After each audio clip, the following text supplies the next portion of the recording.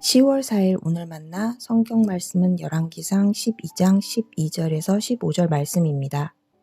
왕이 백성에게 사흘 뒤에 다시 오라고 하였으므로 여로보암과 온 백성은 사흘째 되는 날에 르호보암 앞에 나아왔다. 왕은 원로들의 충고는 무시하고 백성에게 가혹한 말로 대답하였다. 그는 젊은이들의 충고대로 백성에게 말했다. 내 아버지가 당신들에게 무거운 멍에를 메웠소. 그러나 나는 이제 그것보다 더 무거운 멍에를 당신들에게 메우겠소. 내 아버지는 당신들을 가죽채찍으로 매질하였지만 나는 당신들을 쇠채찍으로 치겠소. 왕이 이렇게 백성의 요구를 들어주지 않은 것은 주님께서 이를 그렇게 뒤틀리게 하셨기 때문이다. 이것은 주님께서 실로 사람 아이야를 시켜서 느밧의 아들 여로보암에게 하신 말씀을 이루시려는 것이었다. 아멘. 오늘 만나로 만나주시는 하나님을 기대합니다. 군 복무 시절을 회상해보면 권위는 가장 무서운 고참에게 있었습니다. 계급이 높고 욕을 잘하며 잘 때리는 고참일수록 두려움이 만들어낸 권위가 주어졌지요. 하지만 저녁이 다가오면 그 권위는 다 무너지고 후임들의 조롱 속에서 초라하게 전역하는 모습을 보곤 했습니다. 반면에 한결같이 후임들을 돌보며 챙겨주던 고참은 자신이 만들어낸 권위는 없었지만 저녁이 다가올수록 후임들로부터 자연스럽게 권위가 부여되고 마침내 저녁 당일 많은 후임으로부터 축하와 경례를 받으며 진정한 의미에서의 권위가 완성되었습니다. 이런 경험은 진정한 권위는 힘이나 공포에서가 아닌 섬김과 사랑에서 비롯됐다는 것을 깨닫는 시간이었습니다. 르호보암 왕의 권위는 스스로 만들어낸 권위였습니다. 백성들은 강제 노역과 높은 세금 부과로 인해 더 이상 견디지 못하고 르호보암 왕에게 집단 항의를 시작합니다. 이러한 항의를 주도한 사람은 실로의 선지자 아이야가 10지파의 왕이 될 것이라고 예언한 여로보암이었습니다.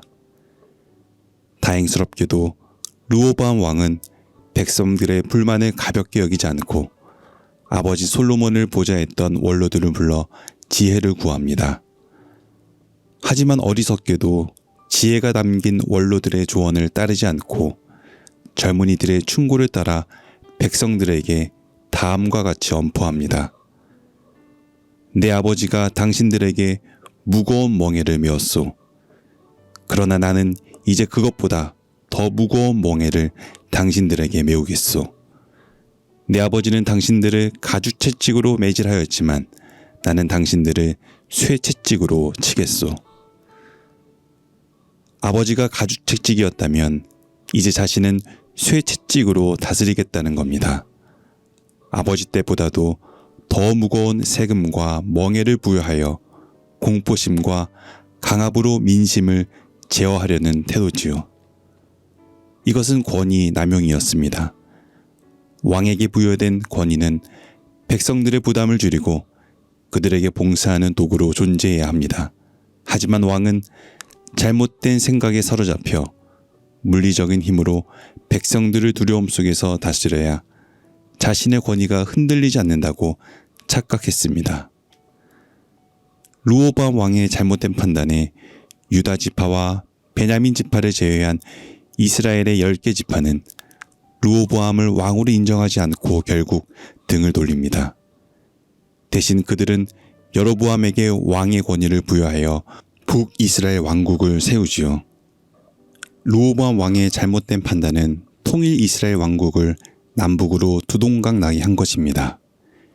뒤늦게 사태의 심각성을 깨달은 르호보암 왕은 강제노동 감독관 아도니람을 보내 사태를 수습하려 하지만 이미 마음을 접어버린 백성들은 아도니람을 돌로 쳐 죽입니다. 상황이 절박해진 것을 알게 된 르호보암 왕은 위험에서 벗어나기 위해 예루살렘으로 급히 도망치고 말지요. 권위는 공포나 물리적인 힘으로 얻어지는 것이 아닙니다.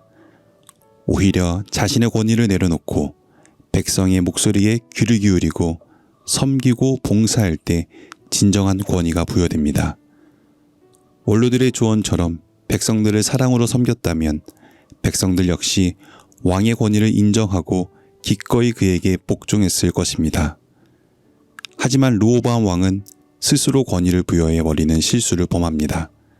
감정과 혈기, 공포와 강압이 만들어낸 오염된 권위로 자기를 방어하려 했습니다. 하지만 스스로 만든 권위는 결국 칼이 되어 자기 자신은 물론 나라까지 무너뜨리는 결과를 초래하지요. 우리는 모두 어떤 형태로든 권위를 가진 자리에 있습니다. 정치 지도자로서 국민의 부르심을 받은 분은 공포와 힘으로 국민들을 통제하는 대신 사랑과 섬김의 마음으로 섬길 때 국민들은 진정한 권위를 부여해 줄 것입니다. 교회의 리더로 지도자로 부르심을 받은 분은 율법의 잣대로 정죄하기보다 사랑과 섬김으로 성도와 세상을 섬길 때 교회의 권위가 회복될 것입니다. 부모로서 부르심을 받으신 분은 힘과 감정으로 자녀를 다스리기보다는 인내와 사랑으로 양육할 때 부모의 권위가 세워질 것입니다. 우리는 종종 르호보암 왕처럼 강력한 채찍을 휘두를 때 권위가 세워진다고 생각합니다. 그러나 예수님은 사랑으로 종노릇할 때 진정한 권위가 부여된다는 것을 몸소 보여주셨습니다. 그는 채찍을 들지 않고 오히려 우리가 맞아야 할 채찍을 대신 맞으셨습니다. 그리고 그는 하나님의 아들이란 최고의 권위를 부여받습니다. 권위는 강력한 채찍으로 때릴 때가 아니라 사랑할 때 부여됩니다. 이것이 진정한 권위의 원칙입니다. 그리스도인으로서의 권위, 부모로서의 권위, 교회의 권위가 많이 무너져 내린 오늘 우리에게 필요한 것은 손에 든 채찍을 내려놓고 사랑으로 다시 종노릇하는 것입니다. 오늘 우리 스스로 부여한 권위를 내려놓읍시다. 그리고 주님이 우리에게 보여주신 것처럼 사랑으로 종노릇하여 무너진 권위를 세워가는 저와 여러분이 되길 소망합니다. 기도하겠습니다. 사랑하는 주님, 우리가 손에 든 채찍을 내려놓고 사랑으로 권위를 세워갈 수 있도록 도와주십시오. 우리에게 부여된 권위를 사랑의 도구로 삼아 세상을 섬기고 사람들을 살리는 속으로 사용하게 하옵소서. 예수님 이름으로 기도드립니다. 아멘. 이제 두 가지 기도 제목으로 함께 기도하겠습니다.